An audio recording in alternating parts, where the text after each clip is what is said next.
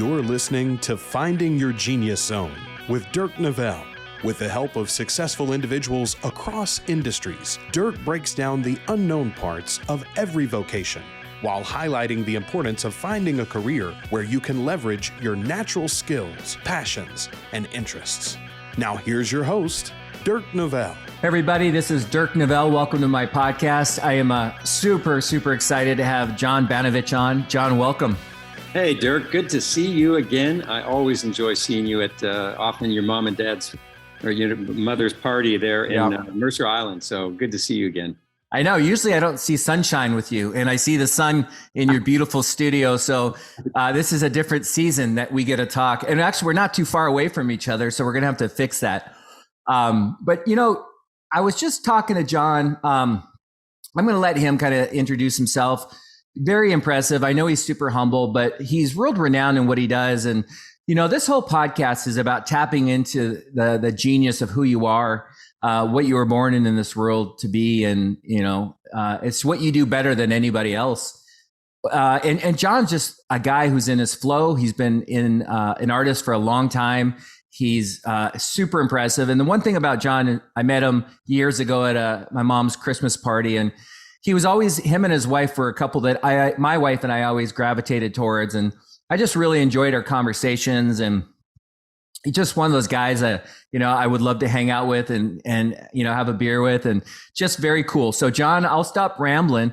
I'll let you talk a little bit about, you know, if you're on an airplane, you just got back from New York last week, someone sits next to you and they don't know who you are. How would you answer that? That is always, you know, I say that what my brother used to tell me, and that is get a haircut and get a real job.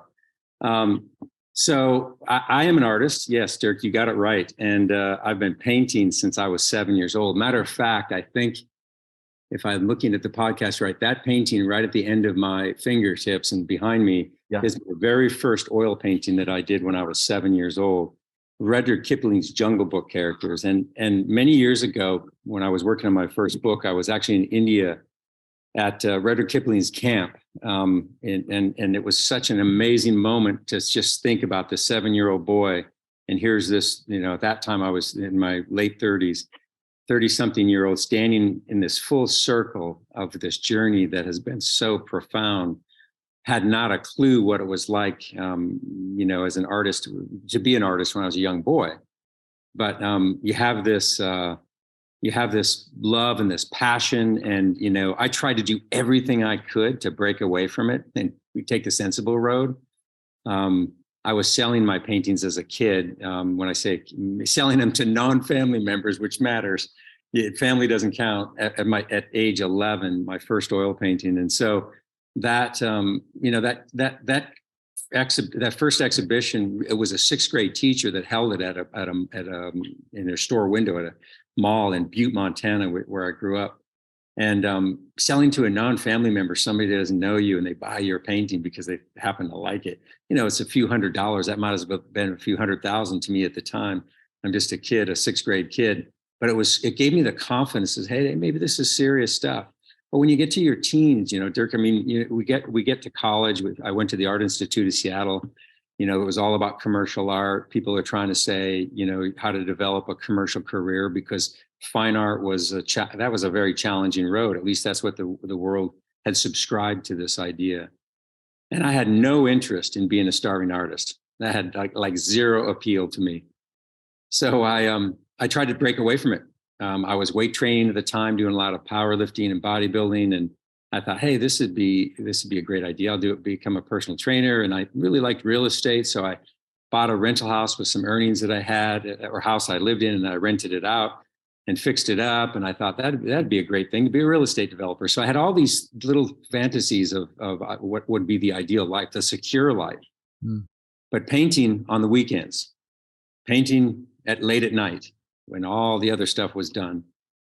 And I can't remember exactly the year. I think it was 1990. Well, I can tell you, yes, it was exactly 1993. I decided to become a full-time artist. I sold 2 rental houses that I had and plunged in with both feet. And I literally felt like I'd boarded a rocket ship and it had launched. It had taken off. The whole the universe had just laid down and opened these doors for me. And I always say, when if you build it, they will come. When I laid down the tracks for that journey to follow, come hell or high water, I had 6 months worth of money to live on. So I wouldn't have to eat potatoes only for 6 months. But after 6 months, I'd be in big trouble. But it was just everything unfolded, and so many things opened up, and the world, I guess, embraced my choice. And I love that. It was a profound moment. And I look back on it, and my only regret maybe is that I didn't do it sooner. Although, I think at the time, that looks easy to say, well, I should have done it 3 or 4 years earlier. But the truth is, everything happens in its due time. You have to wait till it feels right. Wait till it feels right. I like that. I'm curious, like the voices, you grew up in Butte. I don't know what your family was like, but like as a father, my son's 9th grade, and a lot of times I just want stability. I want him to be safe and have a life, but that might not be his dream. Were there voices in your head? You made a comment about how hard you tried to steer it in a different direction. I don't know where that came from, but what was the support structure like, or the voices around you, the people you loved? Were they like pro being an artist, or were they like scared for you? Yeah, I'll tell you, my dad was unbelievable. My mom and dad have both passed away now, but they were unbelievable. They were so supportive. I mean, like I said, my dad was buying my paintings at 8, 7, 8, 9, 10. Well, I think 10 he stopped buying because I had other collectors. But he would negotiate with me. He would, tell me, why is that one better than that one? He would challenge me. I had to speak about my work, what inspired it. I mean, that was the batting cages. That was the time. That was where I was honing my skill for what was going to be required. I didn't know that at the time. I thought he was being a pain in the butt, but he was really sharpening my understanding of how to negotiate and how to be, all the things that would come after a talent. And he was also a pretty good wrist. And my sister, but the talent in my family was really my older sister, who was 10 years older. I was adopted. I was one of 3 children that were adopted, all from different families. But my mom and dad's biological child was my sister Terry, who was 10 years older than us and was a great artist. She took me to adult art classes and would also, at our kitchen table, set up our painting, oil painting. I mean, think about that. Here you got a 7, 8-year-old painting at your mom's dining room table with oil paints. They are not forgiving. I mean, once they go on something, you cannot get them off. So I just admired my mom's support as well. She was just amazing. But my sister, so there was a tremendous network around me. My 4th grade teacher was super encouraging, allowed me to paint longer in the classroom. I love the attention I got from the other kids, because when you can draw well, they all kind of want to hang out with you and be your friends. So that introverted me was able to make, forge relationships because of that fact that people came to me. So there was a really good support network. And I think you need that. I always tell people, when I give a workshop and I'll see students, and they can be in the class, you can have an 18-year-old and an 80-year-old on the side. And, it's people in their early 20s or, late 20s that have a career, that are earning income, have responsibilities, often have a child or two. And if they don't have an unbelievable support network to break that security, to at some point launch out from everything that's secure and safe, to that zone where nothing is known, that edge of the precipice of when you leap off, and you have to believe that 1 or 2 things will happen. They'll be solid for something solid for you to stand on, or you'll be taught how to fly. When that leap takes place, it's a scary feeling. But the more you have, that 18-year-old has an advantage, because they don't have they don't have a mortgage payment, they don't have responsibilities. They if they fail, they only fail by a little bit. Once you get into your 20s and such, that's a bigger step. So when I became a full-time artist, I was still single. I didn't have kids. I did have mortgage payment and things like that. But I mean, the time to do it is somewhere between 18 and 80. Meaning it doesn't matter. The time to do it is when it feels right. And, but this fear, that fear factor never goes away. I mean, I was scared shitless. I was so afraid that things weren't going to work out, that I was going to be eating, top ramen and baked potatoes for a week. I remember when I first came to Seattle and I ran out of money. I was living on Capitol Hill, and I walked down to, back then you had payphones, so I'd call back to Montana, my parents, and I had too much pride to have them send me money. So I went to my car, was out of gas, and I went through all the, under the seat and everything. And then I went to my sofa and scraped change, and I had 89 cents. And back then a bag of potatoes, 89 cents. I can tell you, Dirk, what to do with a potato, like a million different ways to prepare potatoes. Because for 6 days, that's all I ate till I got paid. I've been there. I've been there. And I love potatoes, by the way. But after the 5th day, you don't. Yeah, I know, but you're surviving. I just was thinking, like, not everybody has that support system. And I would think it's really relevant or really crucial to have that. Did you, I was just thinking about something, I know you're oil painting. Do you just do oil, or do you do other types of painting? So I just primarily focus on oil. I mean, I do black and white illustrations and such, but oil is what I do. That's my lane. Okay.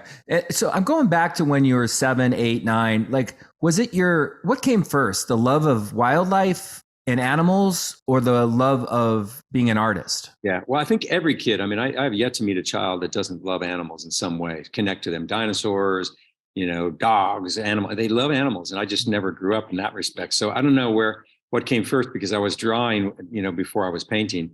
So it's this, I guess I just stayed in that lane that most children, ask a classroom full of kindergartners, and they will draw animals. 80% of them will draw animals. So that's a normal, natural thing. I just didn't change. A lot of artists start to pursue, especially in this contemporary movement, trend and movement, they go to more of an abstract or to a non-realism. And I connected to nature, and I connected to the animals that fill our wildscapes, and just didn't change, didn't veer from it. I found my lane, found my happy spot early on. I know I always say that there's no question I was born to be an artist. Absolutely no question. I mean, I would do it if I had to pay money to do it. I'd do it if it was illegal. And every day I get to leap out of bed and do the thing that I love to do. That is such a gift. And the subject matter, there's some more. I mean, I had a friend who passed away now, Steve Hanks, who was a watercolor artist. And Steve did beautiful children and women, topless women, nude women. I mean, he was one of the best at it. But Steve, I remember we were talking, he was describing his day in the studio, and he'd have a woman come in, a girl in her college girl, and beautiful woman. She'd take her clothes off and lay on a sofa, and he'd start sketching her and drawing her. And I'm thinking, I'm sitting here by a water hole sketching elephants who are pooping in the water. I mean, who's got the better life? So suddenly, but even no matter how seductive Steve's models were, I chose not to veer from it. I love animals. I love telling their story. Now it's clear that I'm preordained or destined, however you want to say it. That's my raison d'etre, to tell the story of a time when man and beast coexisted, when the modern world envelops us, but you were still living with Pleistocene at wildlife side by side. We still have, as grizzlies from time to time move down into the Cascades. Wolves are moving into the Cascades. We have my art centers in Montana. I mean, I see many times big herbivores and carnivores all around my studio. So that's a weird thing to think about, that we can take tourists to space and we can still live with Pleistocene wildlife. That time is coming to an end. It's closing, curtains closing. So I feel like I'm recording the last vestiges of these big things with big teeth roaming free, what they call open systems left. This is it. So I'm a recording artist in many ways. Yeah, that's really, okay. So that makes sense, because like part of your title is Conservationist, right? Mm-hmm.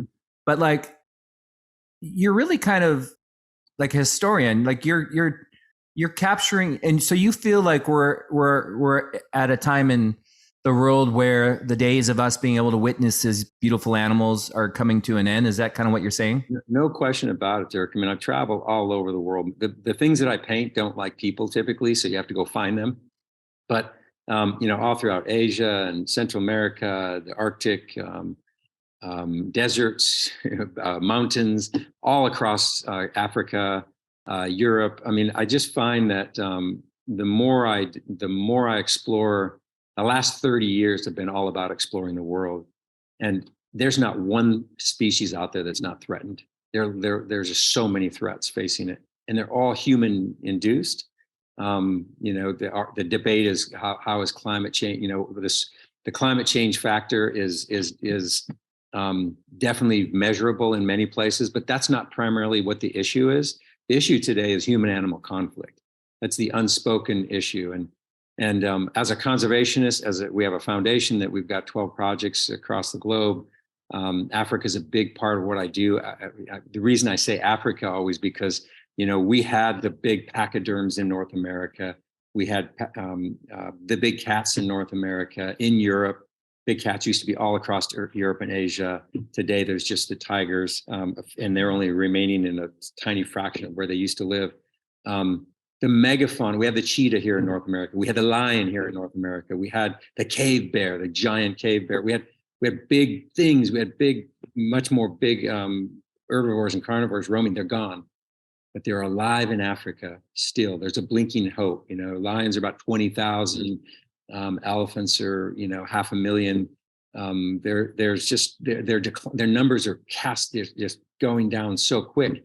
And why is because they're hard to live with. I mean, that's why one reason we've removed them. And you imagine, we have grizzlies up in the Cascades, but imagine a grizzly over on your side and my side of, the east side. Nobody would tolerate it. Yep. But yet we travel to the rest of the world and say to many farmers in South America, Central America, or to farmers in East Africa, hey, guys, could you just kind of be nice to the lions and the jaguars and the tigers and, all the animals from in Asia, whatever, just kind of tolerate living with them. If we don't economically incentivize them to live with them, they'll remove them, and they remove them really fast and really quick. Years ago, it used to take a long time to remove animals. Now they can do it within a few weeks. They have poison and all kinds of things. So as a conservationist, we're always trying to take an animal, a landscape, first protect it, and take the animals that live there and turn them to economic assets versus economic liabilities. Because suddenly, if an animal means revenue to a community, an individual and a community, they tolerate it, they keep it, they conserve it, they start practicing conservation. But conservation falls on deaf ears when you have an empty stomach. Yeah, when you got to eat. You said economically incent. Like, what's an example or two of how you do that? Say in Africa. Let's use that. Yeah, there are a lot of different small programs, little entrepreneurial type programs. They're all great, but they don't preserve big landscapes. Outside of national parks and reserves, that when something's gazetted as a national park, it's great because the state is responsible, or the federal government is responsible for protecting it. But so much. I mean, I'll just use Africa for example. In sub-Saharan Africa, 70% of wildlife's remaining habitat lies outside of those national parks or reserves. So how do local people want to tolerate it, want to be around it, want to accept it, want to leave it there? Imagine putting your cattle out in the morning and you see a pride of lions, a couple hundred yards away, how that feels when your livestock represents your 401k, your kids' school fees, your future, your today and tomorrow. That doesn't feel very good. But what if that lion represented from a tourism standpoint, somebody wants to photograph it, or even is unpalatable as this can sound sometimes, even hunt it. Suddenly you go, that means revenue. I'm going to move my cows over here today because I see where those lions are, and I'm going to have my cousin come out and help me, and we're going to really pay close attention. So if those lions comes, we can throw something at them. Lions will always run from people. They're never, they won't confront them unless it's nighttime. Nighttime changes the score, but during the daytime, they always run. So, suddenly you have a different viewpoint, and that's what it is. It's tourism. You create an economic incentive through tourism, consumptive utilization or non-consumptive utilization. Non-consumptive utilization, what we call hunting or tourist hunting, is really, and a lot of people don't like to hear this, but it's the inconvenient truth. It's the unspoken revenue stream that allows wildlife to roam free or to live in a landscape that is sometimes not really pretty, hard to get to, in a land of political instability, Because at the end of the day, it's local people that live with it that determine whether it lives or die. So local people are the true custodians of wildlife. They implement conservation or they abort it and remove it. Yeah, I mean, this is it's deep. Like, and obviously, this is your life. So I'm just a new guy listening, and it blows me away. I mean, when you have heated debates or discussions about things like this, like the hunting, I'm sure a lot of people like initially would think that's not the right way to do it, but I can see how that would be advantageous. The hard part is, I would think is, people living over there, it's not like people living here in Bellevue and Seattle. They need to eat, they need to survive, right? They need to feel safe when they're walking through their village. So I would think that would be very challenging to articulate and convey the message when, we're the ones going over there because we love it, but they're the ones living there that have to deal with it. Yeah. So I brought the Speaker of the House of Kenya to the United States, and we went to the Yellowstone. We took him to Yosemite and we took him to Yellowstone National Park and the Yellowstone ecosystem to look at the North American wildlife model, both our successes and our failures. And he said something that just summarized it so well. He said, "John, people come to my country. I'm not Jimmy Fallon. I'm better with a brush. But John, people come to my country and they say when we have beautiful wildlife, they tell us we have beautiful wildlife. Why don't we save it? Why don't we protect it?" He says, "I call them suitcase conservationists. If they love it so much, why don't they take it home in their suitcase? Could eat my cow, would eat my grass, and even eat my brother." His brother got drunk one night, passed out on the road, and a lion came along and ate him. But that's a different story. The story that I want to say is he summarized so beautifully that we in the Western world have really mitigated that, a big portion of the human animal conflict, other than like in the Yellowstone ecosystem, where you still have herbivores and carnivores that come out from federal protected areas to state land to private land. But other than that, we've removed the grizzly from 99% of its former range, wolves from basically, probably, I'm just guessing on this one, but about 90%, 92% of its former range. So, I mean, here you have Africa, people are telling people, hey, you must protect it, making decisions at the political level, at their own country level, the UK, the European Union making decisions and such. I mean, here in America, we've recently made a couple of decisions about trophy imports. I mean, those have massive economic impacts to Africans. And this is a horrible thing to say, but I'll say it because it's so poignant and it illustrates it so well.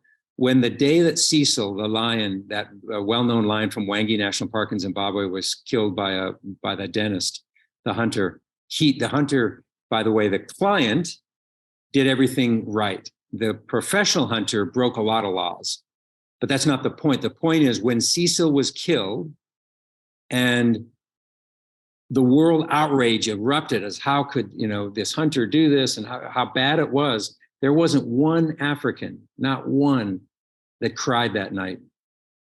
There was one less lion to eat their livestock. They were all happy about it. So the point of with that statement is you can't make third world decisions from a first world perspective. We have to put ourselves in the shoes of people that live with big things with big teeth. And so, as an artist, I'm lucky because I have the ability to transcend the left and the right, the political world. The artists aren't partisan. So, I'm Kenya band hunting in 1977. When I go in to meet with some of the ministers of wildlife and the Kenyan administration, they welcome me with open arms. But if I was a mouthpiece for a trophy hunting organization, they'd show me the door, I get to go into Tanzania, no problem. So I get to, and then in this country, I get to move from the left and the right, because art by nature is not partisan. So it allows me a really good open dialogue and opportunity to sit at a lot of different tables on decision-making policies and such and strategies. But at the end of the day, you always have to put ourselves in the shoes of somebody who has to live with big things with big teeth and what their perspective is like, and try to help make decisions that keep landscape intact where wildlife can live on it in an open system. We can always fence it in. That's I always say fences are great and they make great neighbors. When you fence something in, you mitigate the human animal conflict, or 95% of it, because humans are on one side and wildlife is on the other. But when you fence it in, you take the world wild and you remove that, from a wild landscape, or what we call wilderness. Imagine taking the world wild out of wilderness. Mm-hmm. It doesn't say the same thing. It's not the same. When you fence it, it suddenly becomes that. Even if you're talking fences that are 1 million acres, like the Bubi Valley Conservancy is 1 million acres in Zimbabwe. They fenced it because of human animal conflict. It has black rhino, it has elephant, it has lions. They've got to cull lions every year. You've got to cull hundreds of lions. Nobody really knows that, but that's what they have to do it to mitigate. Once you have so many animals inside a fence and they continue to propagate, you've got to manage that ecosystem. You got to take a little bit of that and move that from there. And you've got a disease that goes through there. It rampantly moves right across the species. So all these things happen when you put a fence. So we want to avoid fences as long as we can. I get it. Yeah, someday, the Serengeti will be fenced. They're already putting a fence up on the Western corridor. So I love that, Dirk, that you and I and all of your listeners live in a time where we can still go to Africa and meet a lion in East Africa and know that if that lion wants to walk to Morocco or Cape Town, it can. That's a profound moment because it's free. It's living in an open system. The minute we fence it, it's a big version of the Disney story, the Animal Kingdom in Florida. Yeah, I was watching a video yours today where you were in the water, 15, 12 feet away from a lion, and there was I think a giraffe. Mm-hmm. I have to ask, I see you and then I see the animals, but are you scared? Why aren't they coming after you? I mean, is there an army behind you? I mean, how does that happen? So let me just tell you about animals. So, I have 30 decades of reading animals. And what I love about animals as a general statement is their body language doesn't lie. Like humans lie. We mislead everybody all the time. Our body language, you can misread it, but animals don't. So if you watch an animal, an elephant or a lion or whatever it might be, a leopard, a rhino, you know that, first of all, their behavior, but you can tell their moment and how they're making decisions based on their body language. Sometimes it's dilation of the pupil. Sometimes it's the movement of the ears. Sometimes it's a movement of the tail. It's a combination. Sometimes it's the way that they're using their mouth and they'll turn their head. You're just understanding each animal's nuances to be able to read. Like I couldn't read a killer whale. I have not a clue what a killer whale would be telling me. I'd love to go with a biologist and go diving and see, around the Puget Sound. But I know what a wolf will be doing, or a African wild dog, or in the big cat world, the feline world. Most big cats behave similarly. Lions are a pride animal, the world's only social cat. So they behave slightly different than a solitary cat, than a tiger, but there are some similarities to it. So yes, what was the way to survive that moment without that lion running across that shallow water, by the way? It wasn't very deep. Right. Is that if I can see that he doesn't know what I am, and as long as I'm not a threat, that he has that flight option to play his fight or flight. Animals only, there's black or white, flight or flight. If you don't cut off the flight, then they always have that as a choice. Interesting. So it's so interesting. I have a friend, Mike Penman, who again passed away recently, who was he had a television show called on the Animal Planet called Mad Mike and Mark. He was Mad Mike. Okay. So Mike and I have done some wild stuff before, but Mike was always a believer in that lions are not man-eaters. So he was having this debate one time with some BBC people, and Mike ends up finding 2 lions. He goes out and he says, I'm going to introduce myself to those lions. Doesn't have a gun. And the 2 lions are laying in the field, and he crawls out and he has a roll of toilet paper that he pulled from behind his seat. And he carries his white roll of toilet paper, he crawls out, and first lion gets up and just walks away. Like the flight option was available. The other lion was like, what the heck's this?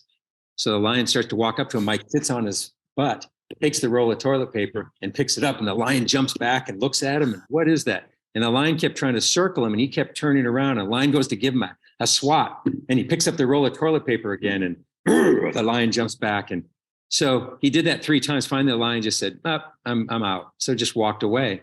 The point is that when an animal can't really frame, what's going on here, Yeah. it has the flight option, it'll Yep. always choose it.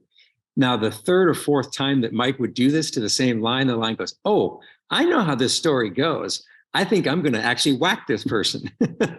But when it doesn't have a frame of reference, it chooses flight always. That's really, really interesting. I don't know if I would have the guts to even come close to, but let me rewind a little bit, because you made a comment where you became an artist. You started off, you had 6 months. You're kind of saying I got 6 months of survival.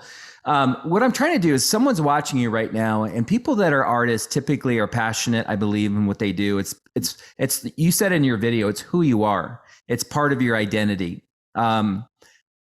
It sounds like you might have had success. I guess what I'm asking is, how does someone starting out, like, did you just start painting and then all of a sudden people wanted your stuff, they would pay you for it? Or was it a museum that wanted to carry a line of paintings, like 20, 10? Like, how does it work in your world, or how did it work when you first started? Like, how did you have success so early? Or, I mean, I don't want to say you were lucky, but like, if someone's trying to figure out how to make a living doing this, is your route typical, or were you lucky, or what? Well, yes and yes. As an artist, typically artists are introverted as a general statement. Almost 80% of the artists I've met are slightly introverted. You couldn't be really a extroverted person and spend 15-hour days, weeks on end, alone in a studio. So that's a perfect place for an introvert. I am as well. I can play an extrovert on TV, but I'm definitely an introvert. And so you need somebody that can typically share your work with the world. You can create the greatest work, but the world doesn't see it. So you need that conduit. So my story was, I started showing, I knocked on some doors and some galleries. I went to Sun Valley, and the Trails West Gallery, no longer there, but they accepted my work. And they say accepted it reluctantly. They always do that. I went to Wild Wings downtown Seattle. It used to be right next to the Four Seasons there, the Fifth Avenue Theater. Mm-hmm. They accepted my work. I went to Hole in the Wall Gallery in Ennis, Montana. They accepted my work. When I say accepted me, they said, yeah, we'll try a few pieces. Cost them nothing. They just consign a few pieces on the wall. And I sold a few pieces. So, I had a few $100s here. I could never make a living off of just that. But I feel, sold a few pieces. I was also a personal trainer at the time. So that made a difference. But when my big moment come, and this is where I say you create your own luck. This is where I started thinking about, okay, who buys my work? What do they, who the style of work that I do? Mm-hmm. If you're painting abstracts, or if you're a very, how do I say this? You're an artist that uses a lot of color, and it's non-realism, and it's, very energetic and has a lot of energy. Those work great in public commercial spaces, but my work appealed to people who loved wildlife, who loved animals. And so I found my audience, but before I found my audience, how I got from where I was to get to where the audience lives or interacts or plays, there's a chasm there. And that's where we all get lost. That's where we run out of steam. We run out of gas. We don't make it over that chasm. And I've had to think about, because my income level did not put me of the same mindset of my buyers. I had nothing in common with my buyers. I didn't travel the same places. I didn't read the same magazine. I didn't fly the same way. I didn't drive the same cars. I didn't live in the same neighborhoods. I knew nothing about my audience. So I had to learn about them. I had to buy the magazines that they buy. I had to think about, I had to put myself in the shoes. What does that person do? What does their world look like? What's their viewpoint? What programs do they watch? What radio stations do they listen to?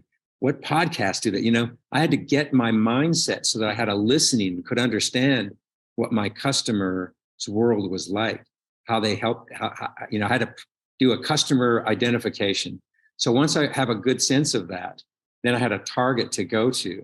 But the way that I got to them was, I thought, okay, I'm going to enter, instead of being subjected to having reps and agents only dictate the path of my career, I hated that, have that control, because they've got a lot of things going on in their life. What if they go out of business or they make a bad decision? You know, there's all kinds of other things at play there.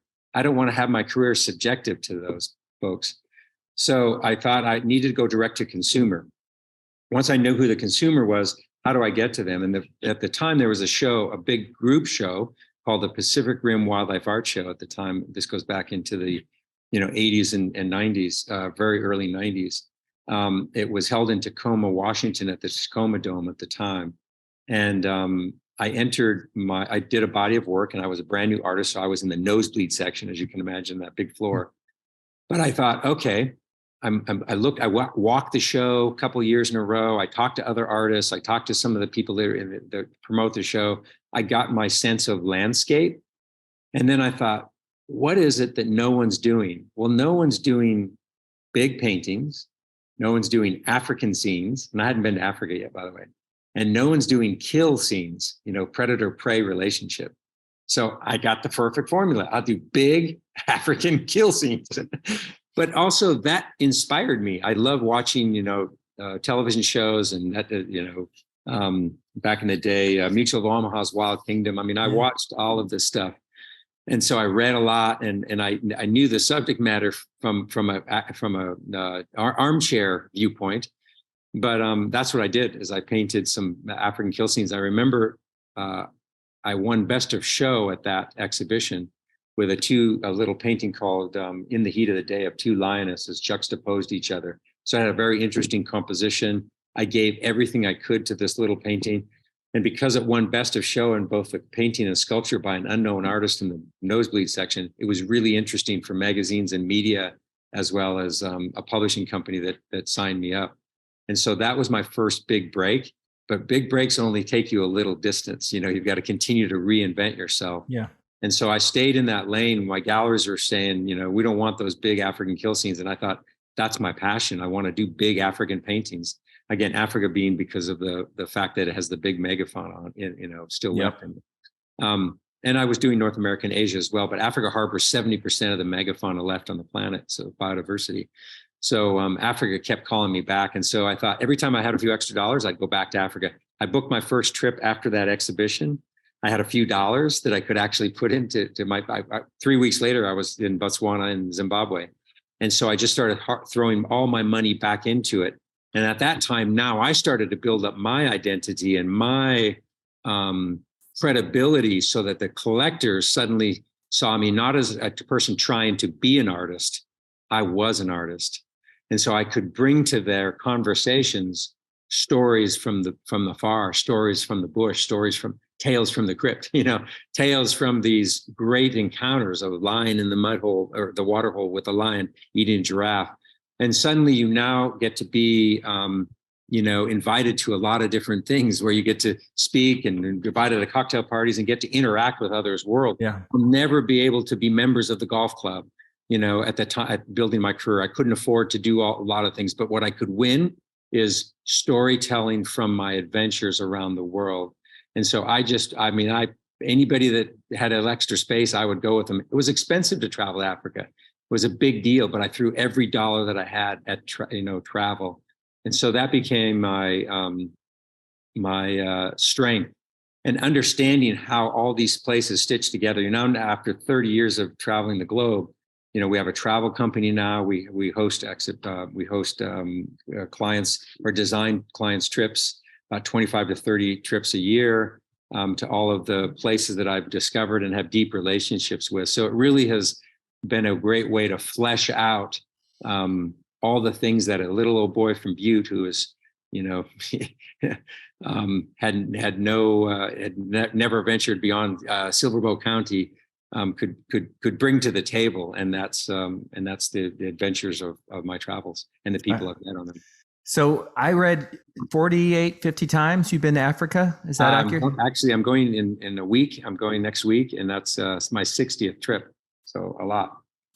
Amazing. So tell me about, okay, so, people are watching this, and I knew who you were, and, just getting to know you through the years, you know, some said you're one of the best of your generation in what you do. And you don't have to reply because I know you're a humble guy.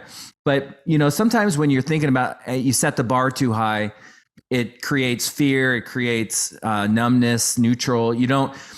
What is your advice to somebody that maybe didn't have the family support system you had, but is really passionate and this is who they are, but they maybe are running into fears of starving and your attachment to money? Like someone that wants to become an artist, what should they do initially? Like there's got to be maybe a right way to start, or are you saying just start?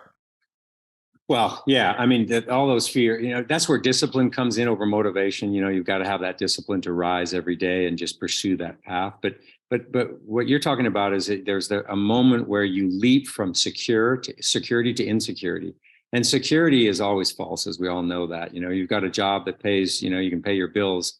That can go away too, although it feels like the secure thing, because when you go out, leap to make a living off of your creativity or the way that you feel about something, whether you're a musician or a painter or a sculptor, an actor, any sort of performing artist, that's a fearful thing because you don't know where your next job's coming from, next paycheck. But that is where the opportunity lies. And so the fear never goes away, for sure. But I think read bios. I mean, I read every biography I could. I read every business, art, actor, every bio I could possibly find. I just consumed that stuff because I always took away 1%. That 1%er mattered. When you read a dozen of them, you got 12%, and you read 2 dozen, you got 24%. Those 1%ers stack up. And so you use those things about how did they do it. And that's how I strengthened my confidence as to what would lie in the road ahead. Because when you leap off that precipice of security to unsecurity, it's foggy. You don't see, it's a lot of fog. The clearer you can make it through others' journeys, the better. I have a book that, unfortunately, it's sold out at the publisher. It's on Amazon. I see it all the time, but they sell for a lot of money. So I just saw them the other day. They were selling for like $800. It was only a $69 book, by the way. We gave when the Wildlife Museum in Springfield, New Jersey, Johnny Morris's Wonders of Wildlife opened.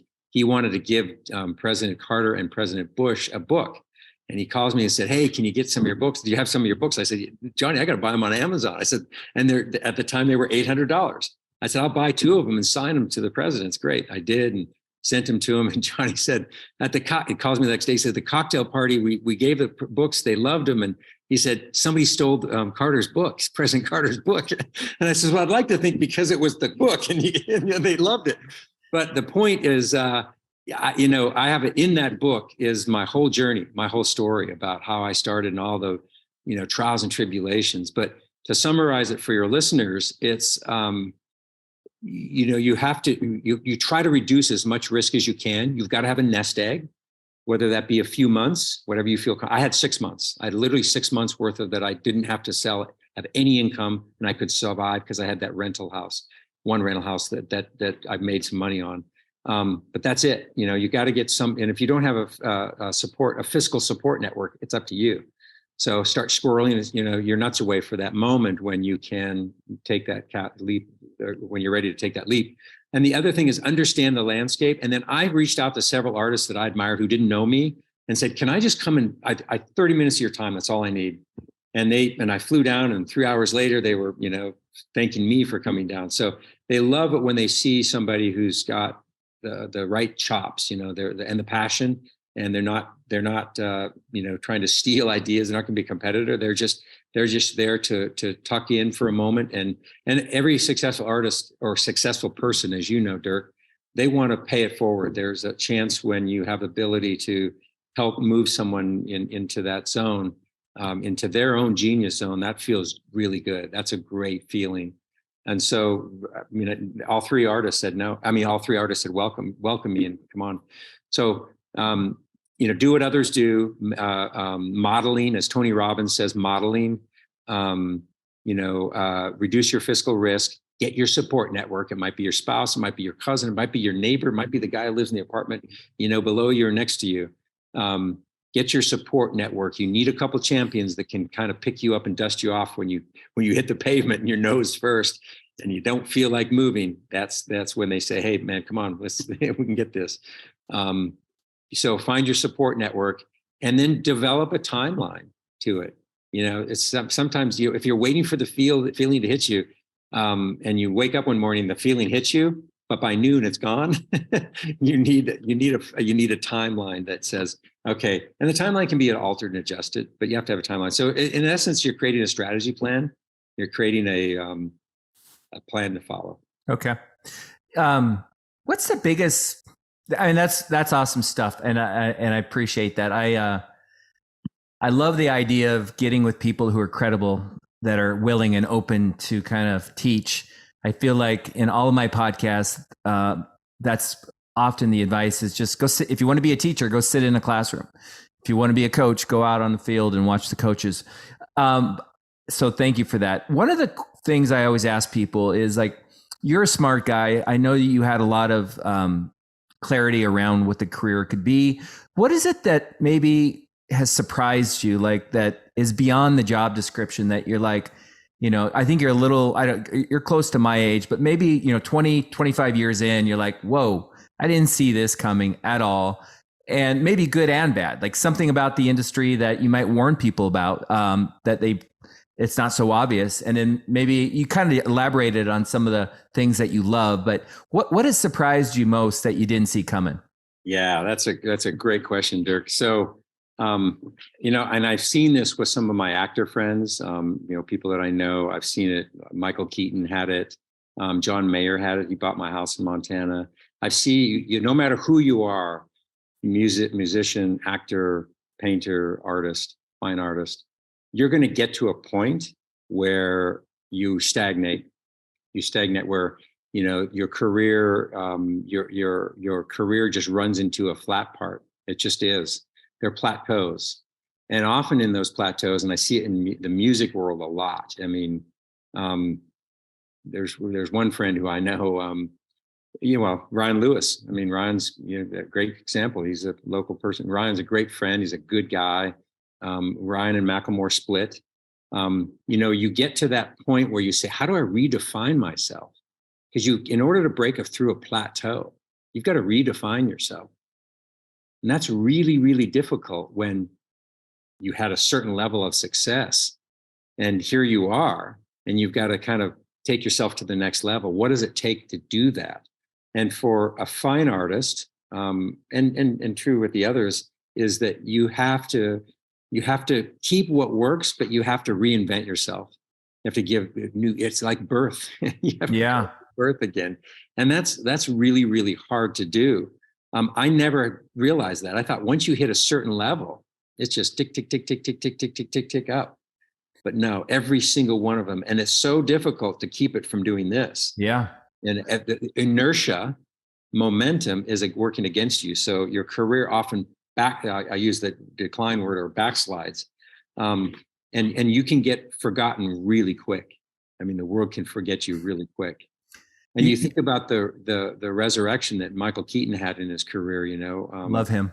Yeah. I mean, so great. So you constantly have to redefine who you are and kind of what your brand is. I'm a voice for wildlife and wild places. I mean, I see that, in the films that we do. We've got a couple of documentaries out, in the panels that I guess asked to sit on, and on the board for the American Prairie Reserve. We're creating the largest protected area in North America in central Montana, one of only 4 historic grasslands.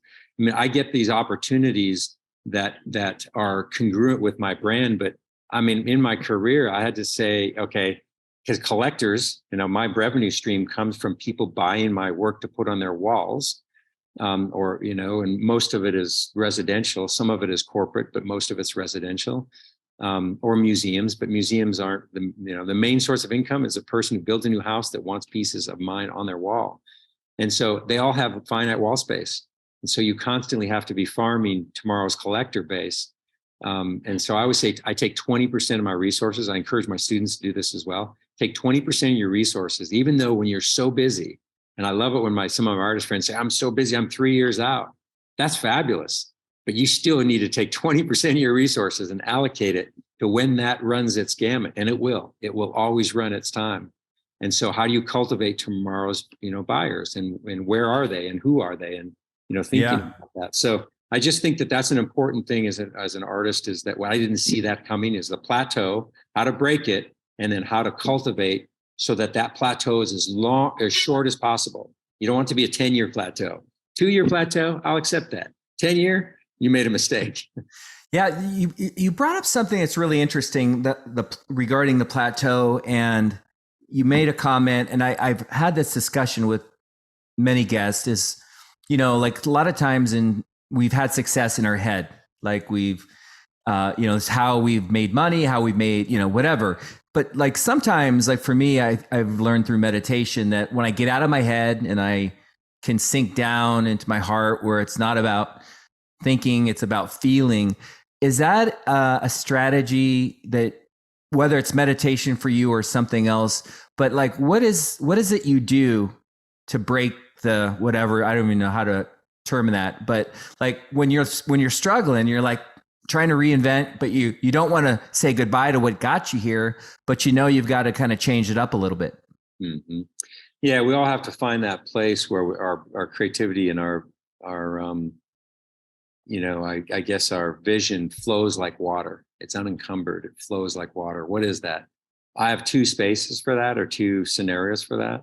One of them is, exercise, waking up at 5 a.m. every morning, going to the gym before my kids are up, before my wife's up, before the emails and all the noise, and going in the gym and just being in that space. But I think my best place where it really flows full on, the faucet of creativity flows, and the ideas, and where I can get connected to that inner voice. And that's when I'm in Africa, when I'm in wild open spaces. And I say Africa, it can happen other places, but primarily Africa. When that warm air is blowing across my face, when I'm in an open top vehicle driving across an open plain surrounded by wildlife, that's where that brain and that just ideas flow so freely. And I can hear what's the right path when I'm slightly confused at where to go, where to turn, how to make, negotiate or navigate all these crazy things coming at you. Just the noise of the white noise flows away. It goes away. It dials back. And so I can truly hear that inner voice, and that, yeah. So we all have to find where that spot is. People find it in yoga. That's my yoga. Yeah, I love it. I remember hanging out with you recently at the party, and I'll always remember this story because I was kind of curious what it looked like from afar. Like, what does it look like for you to get into your zone of genius and do your thing? And you made a comment, and I don't know if this is typical for a lot of your art that you do, but you went away for, I want to say, close to 28, 30 days or something, like away from the wife, away from the kids, and you just, you submerge. I'll let you articulate it, but is that maybe you could just briefly explain what you do, but is that a typical way that you get like an athlete preparing for a big game? Is that how you do your thing? Yeah, it is. Right now, my studio is about 500 feet from the house, but it's a separate building. Really important, by the way. And on the other side of the fence, and it's kind of in its own tucked back in the forest. But I have an art center in Montana, and so that commission happened to be a very large commission for a very high-profile client for his home. It had a hard deadline, and the deadline needed 6 months, and I had literally 2 months to do it. And so I cleared out my art center. I moved a lot of the mobile walls, and I cleared the space and created. And I spent I was actually had to go to Africa in the meantime, had a trip scheduled.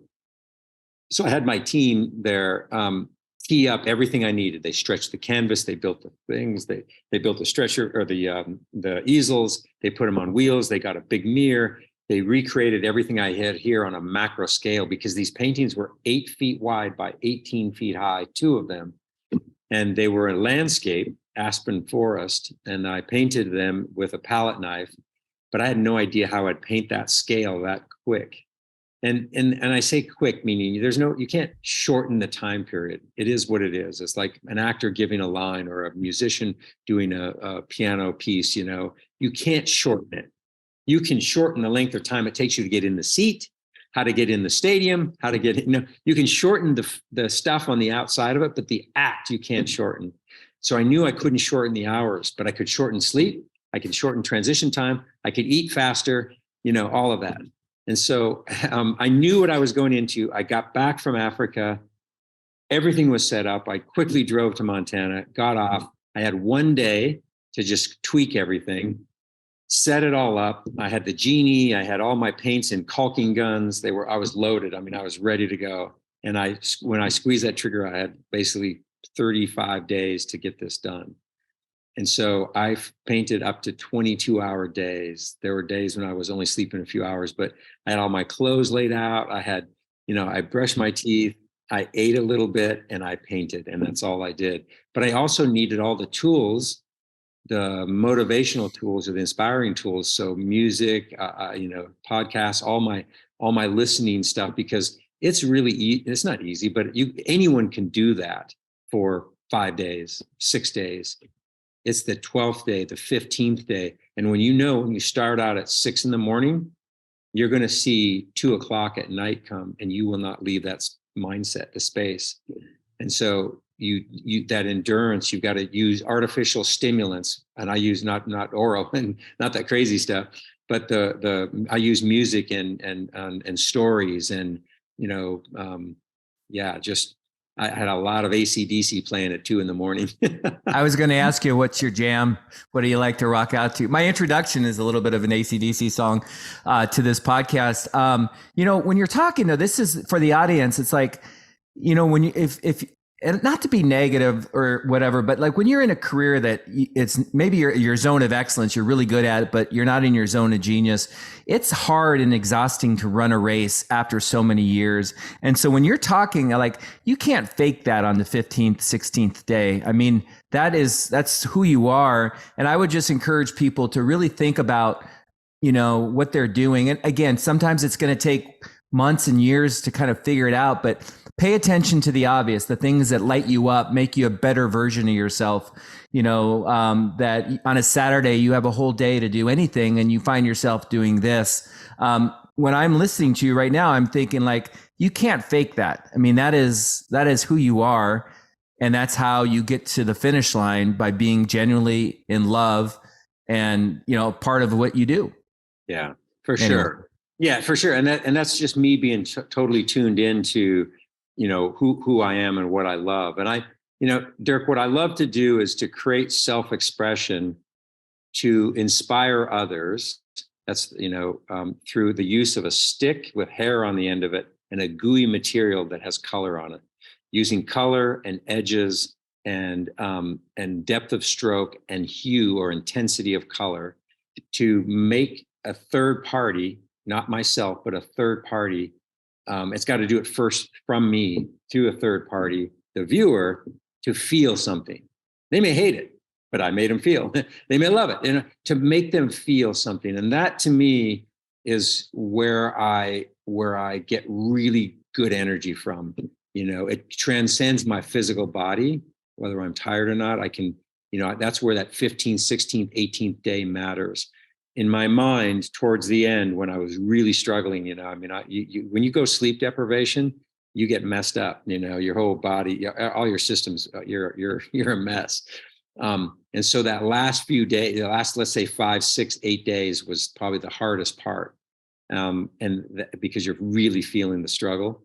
And so I just kept visualizing, you know, how it would feel when we installed it, how it would be when that whole family flew in and they walked into that space. And the client absolutely said, you know, the minute he walked in, he said, literally, these are your best works, you know, and that just made me feel so good. And I kept rehearsing kind of that feeling, what they would feel like. And, you know, I knew who was always, you know, who they would bring there and all of the stuff. So I knew what was at stake, and I had to latch onto that to get me through those trying moments. You know, I think you just have to seek out listen to yourself and know how you're wired and what really gets you going, and seek out those, you know, preparedness is so important. Preparedness, getting yourself access to those things that can drive you to your being your best self when you need to be, when everything's going against you. I love it. And I remember you showing me photos. Those weren't small. Those were pretty They big were monsters. They're a monster. I mean, what, 20 feet, 18 feet or 18 feet high. Yeah. They were 18 by 8 feet high. The two of them. I mean, just lifting them, it took 5 people to lift them, and just to get them in the house, it was. So I saw them. I was on another African trip. Yeah. The second African trip when they were installed, and so I got to see them last fall walk into the building, and it was so cool for me to see them on the wall. It's like you send your kid off to college, and they get a great degree, and they become a professional, and they go and do their thing or whatever they do, and it's like walking into their workspace and see them in their zone. It's like that feeling of I gave birth to them, and look at them now. They've got a new family that's adopted them, and they're doing great. I love it. I think, you're just making me think of my daughter and my son, and I just hope they're happy. And I hope they, on Monday morning, they're excited to go to work. Or maybe they don't think about it as work. Right. Isn't that the new success though, Dirk? I mean, isn't that really, we used to, when I was younger, it was always about fiscal performance, but today it's the new success, the new measurement of success, the litmus test of success is, are you happy? That's all we want for our kids. How old are your kids? 18 and 14. I'm sorry, 18 and 16. 18 and 16. Okay. Their wings are just starting to stretch their wings, All you want for them to do is to find that space where they are happy and that they feel the sense of fulfillment and that and internal peace. The war inside them is, the voice inside them is quieted down. The wolf inside of them is calm. That's a great space. And that's all we want for our children. I want them to be happy, but I mean, all of us, I want that for everybody. I mean, the world would be a great, better place if we could all find our genius zone, if we could all be there. Not all of us will find it. And some of us find it much later. And, the tumultuous pathway to find it, but never stop seeking it. And when you find it, when you discover it, don't let other reasons get in the way of why you couldn't, why you didn't. I mean, the biggest thing is to sit at the end of this journey of called life and have regrets. I mean, you find, when you find that space where you don't know if 5 minutes has passed or 5 hours, that's to live in that existence, and money will follow. I mean, that's the beautiful part about the world today is I don't care what it is that really turns you on. There's a monetary opportunity for it. You'll find it. Just be the best at it. Give everything you've got to it. And that is a great space to wake up to every day. You should speak like Tony. You are not only a bodybuilder, artist, conservationist, but you're also really, you're very, a lot of the things you're throwing out are exactly why I started this podcast. I do have to ask you, you've done so much beautiful art. Do you have one that you're most proud of? Like that you're like, you go like this to yourself or you just put a smile on your face. Is there one that you've done that stands out? I can't because I love them all for different reasons. It's like children, which do you like, your 14-year-old or your 16-year-old better? Oh, I like my daughter way better. Just kidding, Noah. I love you, buddy. But it's because there's certain attributes to certain pieces that you love. And, I can, if I could take certain parts out of the top 10 and say why I love them so much. There was a painting that I recently, it was so interesting. It was owned by a museum. There was a collection of pieces. The museum went out of business. Museums rarely go out of business, by the way. I've never even heard of a museum going out of business. It was in Colorado, Parker, Colorado, called the Wildlife Experience, founded by Dave Liniger, the founder of Remax Real Estate. And Dave, Dave, built this great museum and ended up going back to, I think it was Colorado State University or Colorado University Denver University, maybe. I can't remember the college, but regardless, he gave some of the buildings on the campus, of the museum campus. And bottom line is eventually everything went to the university and they weren't in the art business. So they auctioned all the art. I saw it coming up for auction. It was a huge painting called Tusk. And I really wanted it for my family. It was a really special piece to me. It meant a lot. It was a painting that my daughters, I had photographed them in front of it and they were helping me paint it and in their little safari outfits. And we did a poster called Dream Big with it. But I knew if my collectors heard about it, I could never chase it. So anyway, there were a couple of big collectors that heard about the auction. I was hoping it was going to kind of go out there quietly. And I just asked them, if you could just let me have this one, just back off and you can chase the other ones, but let me have that one. And so they let me, so I bought it back. which was fabulous. And so I have it in my art center that will be part of our family collection. It's the only painting I have in our family. I mean, you think I'd be loaded with paintings, but one of my girls, I'm going to have to give one of my paintings to. But right now, I got to save my money to buy one of my paintings back to get it. Oh, that's hilarious. Hey, and before we end this, you were showing. Do you mind showing just a little bit of your studio? I just think it's so beautiful. Yeah. Just kind of some of and by the way, this is John's third version of a studio. He's improved it and figured out what he wanted with, maybe different lighting or whatever, but right. So that's the building. That's some of the taxidermy. I was helping Ken Baring when Ken was building, when he was alive. Yep. Former director, former owner of the Seahawks before Paul Allen. Building these museums in China, these natural history museums. We were helping craft the conservation narrative. And so I ended up getting a lot of taxidermy from their collection, which was really exciting for me as an artist because now I get to see the real thing. So this is kind of my workspace. You can kind of see it right there behind me. I've got a big mirror right there. And then the canvas that I'm working on now is a bison piece. I've got a big bison piece that's going on that canvas right there. This is my skull collection. You can kind of see up top there. This is my kind of the different collections of different things from Africa and elephants. And I've got a rhino skull and a lion here. And I've got a bird collection back here. And then upstairs is where my wife works when she's working in the studio. And then we have a kitchen here and an outdoor deck. You can see that. I don't know if the camera's on the right spot. A little sitting area when clients come to visit. And then taking you downstairs is where all of the things get framed and teed up. So that's kind of it in a nutshell. That's the upper part of the space. Oh, beautiful. And then I love these bleachers. These bleachers were a high school that shut down in Livingston, Montana, that I bought all the bleachers.